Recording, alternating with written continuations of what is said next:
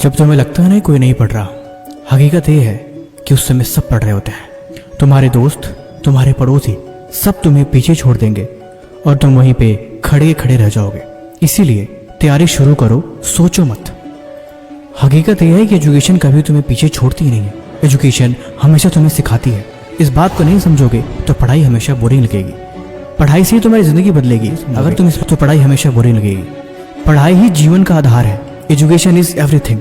और जब तक इस बात को नहीं समझोगे तब तक पढ़ाई बोरिंग लगेगी। तुम्हें नींद से प्यार है, तुम्हें आलस आता है, तुम्हें पढ़ने का मन नहीं करता। यही ज़्यादातर लोगों की हकीकत है, क्योंकि उन्होंने पढ़ाई को मजाक समझ के रखा है। और जो मजाक नहीं समझते वो कभी भी ऐसी बातें नहीं सोचते। वो मेहनत करते हैं और अपना काम पूरा करते हैं। अब मेरी बातों को ध्यान से सुनो। पढ़ाई का कोई टाइम टेबल नहीं होता। जब तुम्हारा मन करे तब पढ़ने बैठो। जब तुम कंफर्टेबल हो तब किताब खोलो। दूसरों को मत देखो, ना ही कोई टाइम टेबल फॉलो करने की कोई खास जरूरत है। लेकिन हाँ, अगर एग्जाम है फिर तुम ऐसे नहीं सोच सकते कि सुबह को पढ़ूंगा या शाम को पढ़ूंगा। पढ़ने का मतलब तुम्हें उस काम को पूरा करना है। तुम अपना रूटीन बनाओ। तुम खुद को देखो, खुद के टाइम टेबल को देखो और खुद की परिस्थितियों को देखो। जब इन चीज़ों को देखोगे फिर कभी कोई टाइम टेबल मैटर करेगी नहीं। जब तुम्हें वक्त मिले तभी किताब खोल के तुम पढ़ना शुरू कर दोगे।